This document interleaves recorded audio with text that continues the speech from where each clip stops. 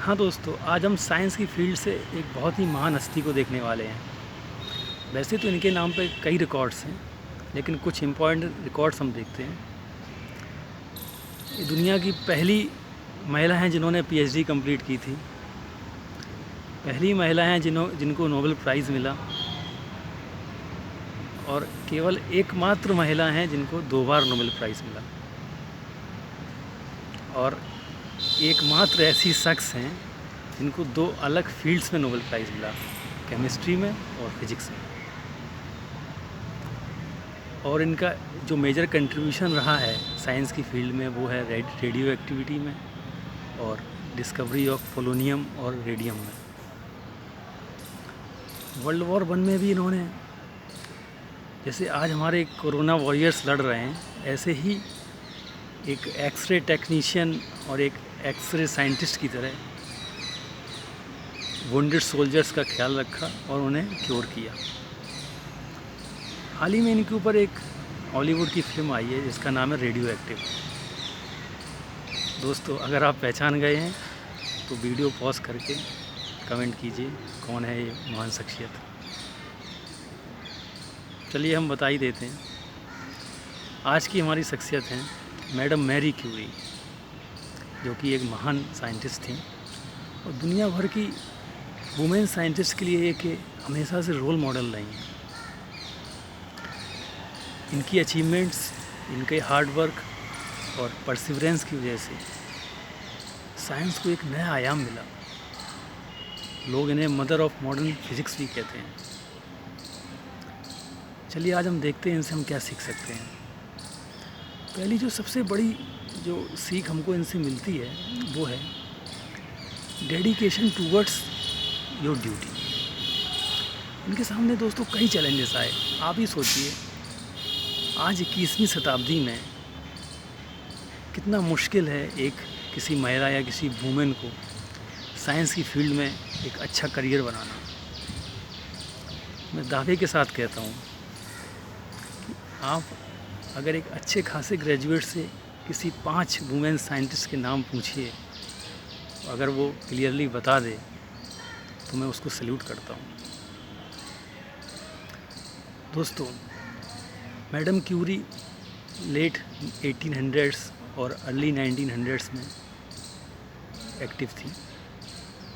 उनको 1903 और 1911 में नोबेल प्राइजेस मिले। आप सोचिए उस टाइम की सोसाइटी कितनी कंजर्वेटिव रही होगी, वुमेन को लेके कितने रिजर्वेशंस थे, एजुकेशन का एक्सेस बहुत लिमिटेड था, और मैडम क्यूरी के फादर की इकोनॉमिक कंडीशन इतनी अच्छी नहीं थी कि वो उनको एक बहुत ही बेटर एजुकेशन दिला पाते। उसके बावजूद मैडम क्यूरी की क्यूरोसिटी, लर्निंग एबिलिटी और जुनून जो था, उसने उनको हमेशा मोटिवेटेड किए रखा इर्रेस्पेक्टिव ऑफ द सर्कमस्टांसेस। कई प्रॉब्लम्स आई, कई इश्यूज हुए।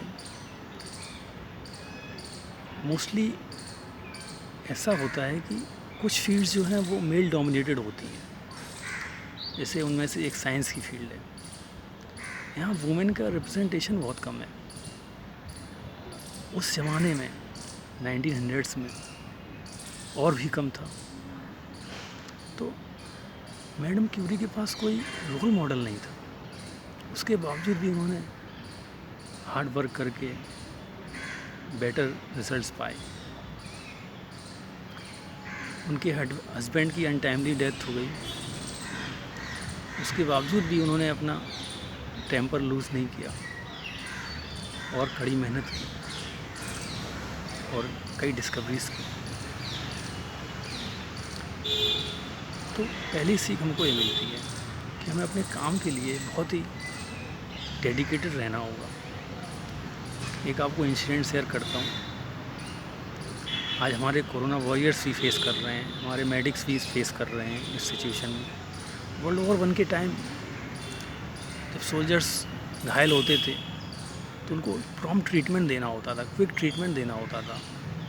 तो उसमें मैडम क्यूरी की जो रेडियम की डिस्कवरी थी, उसके हेल्प से उन जख्मों का स्टरलाइजेशन, ताकि उनमें कीड़े ना, बैक्टीरियाज ना पैदा हों, वो तुरंत हो जाता था।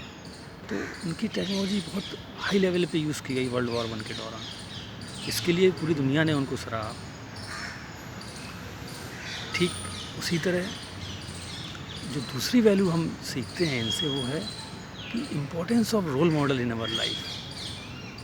दोस्तों, जब भी कोई हम नया काम शुरू करते हैं या किसी नई फील्ड में बड़ा करना चाहते हैं, तो हम हमेशा एक एग्ज़ाम्पल देखते हैं कि क्या कोई और भी ऐसे काम को अच्छा रिज़ल्ट दे पाया है।